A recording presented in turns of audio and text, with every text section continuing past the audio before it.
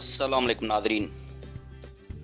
ناظرین، پاکستان ایک آزاد ملک ہے، لیکن کیا ہم واقعی خود مختار ہیں؟ کیا ہمارے خارجہ پالیسی مکمل طور پر ہمارے کنٹرول میں ہے، یا پس پردہ کوئی اور قوتیں ہمارے فیصلے پر اثر انداز ہو رہی ہے؟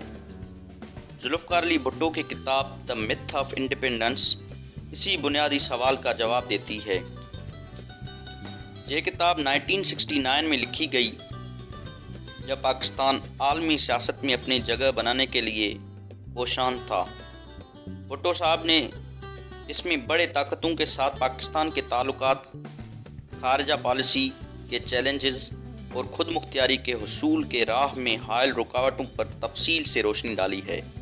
اس کتاب کے چیپٹر 1 میں بھٹو صاحب کے مطابق دنیا میں کوئی بھی ملک مکمل طور پر آزاد نہیں ہوتا، خاص طور پر وہ ملک جو معاشی اور عسکری طاقتوں پر کمزور ہیں، ہمیشہ بڑے طاقتوں کے زیر اثر رہتے ہیں۔ عالمی سیاست میں طاقتور ممالک کمزور ممالک کو اپنی پالیسیوں کے مطابق چلانے کی کوشش کرتے ہیں۔ پاکستان جیسے ترقی پذیر ممالک کو معاشی و عسکری بقا کے لیے دوسروں پر انحصار کرنا پڑتا ہے۔ نوآبادیت نظام کے خاتمے کے باوجود کئی ممالک اب بھی عالمی طاقتوں کے زیر اثر ہیں۔ ناظرین، سوال یہ ہے، کیا سیاسی آزادی کا مطلب مکمل خود مختاری ہوتا ہے، یا اصل طاقت معاشر اور دفاع میں پوشیدہ ہے؟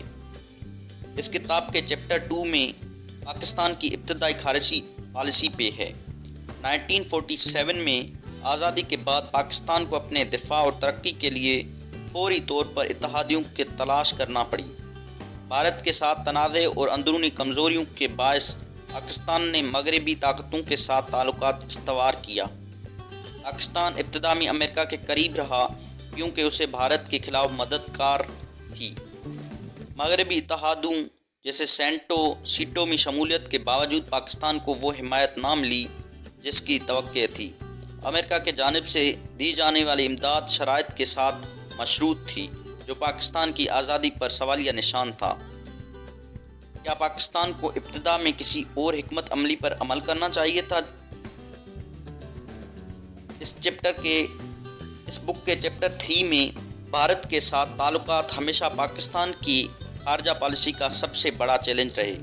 کشمیر کے تنازع، 1948، 1965 اور 1971 کے جنگیں اور خطے میں طاقت کے توازن کے جدوجہد نے دونوں ممالک کو ہمیشہ ایک دوسرے کے خلاف کھڑا رکھا۔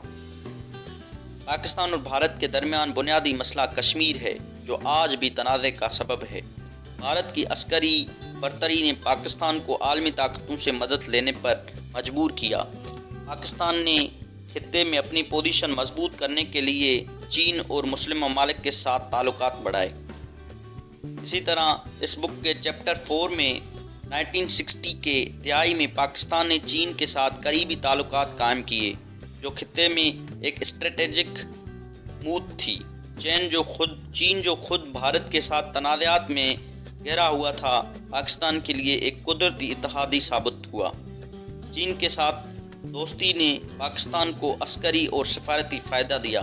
بھارت کے خلاف چین کا جھکاؤ پاکستان کے لیے ایک اہم اسٹریٹجک کامیابی تھی۔ چین نے پاکستان کے دفاعی اور اقتصادی استحکام میں مدد فراہم کی۔ اسی طرح اس بک کے چیپٹر 5 میں امریکہ اور سوویت یونین پر ہے۔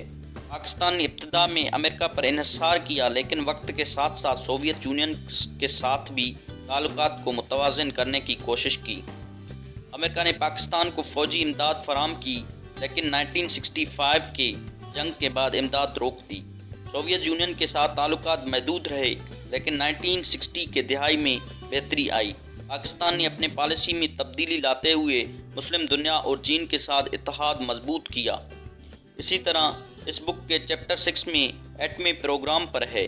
بھٹو صاحب کا سب سے بڑا کارنامہ پاکستان کے ایٹمی پروگرام کی بنیاد رکھنا تھا۔ ان کے مطابق ایک کمزور ملک کو خود مختار بنانے کے لیے دفاعی لحاظ سے مضبوط ہونا ضروری ہے۔ 1965 اور 1971 کے جنگوں نے ثابت کیا کہ پاکستان کو ایک مضبوط دفاعی حکمت عملی کی ضرورت ہے۔ بھٹو صاحب کا مشہور قول ہے، ہم گھاس کھا لیں گے مگر ایٹم بم ضرور بنائیں گے۔ چین اور دیگر اتحادیوں کی مدد سے پاکستان نے اپنا ایٹمی پروگرام شروع کیا۔ اسی طرح اس بک کے چیپٹر 7 میں آخری اور حقیقی نتیجہ ہے، یہ لکھا ہوا ہے کہ کیا ہم حقیقی آزادی کا راز ہیں یا نہیں ہے۔ کتاب کے آخری حصے میں بھٹو صاحب خلاصہ پیش کرتے ہیں کہ پاکستان کو حقیقی آزادی حاصل کرنے کے لیے کیا کرنا ہوگا۔ وہ فرماتے ہیں کہ معاشی خود مختاری پاکستان کو اپنی معیشت کو مضبوط کرنا ہوگا تاکہ بیرونی امداد پر انحصار کم ہو، اور آگے فرماتے ہیں کہ دفاعی طاقت، ایٹمی پروگرام جیسے اقدامات پاکستان کو مضبوط بنا سکتے ہیں۔ متوازن خارجہ پالیسی بھی پاکستان کو امریکہ، چین، مسلم دنیا اور دیگر طاقتوں کے ساتھ متوازن تعلقات رکھنے ہوں گے۔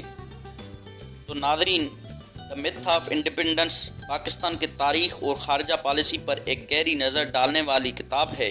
یہ ہمیں بتاتی ہے کہ آزادی صرف ایک نعرہ نہیں بلکہ اسے حاصل کرنے کے لیے مضبوط حکمت عملی، قیادت اور قربانیوں کی ضرورت ہے۔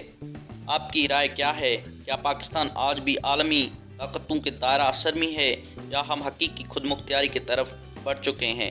اپنی رائے کمنٹس میں ضرور دیں۔ تو ناظرین، ویڈیو پسند آئی ہو تو لائک کریں، سبسکرائب کریں اور شیئر کریں تاکہ مزید افراد تک یہ معلومات پہنچ سکے۔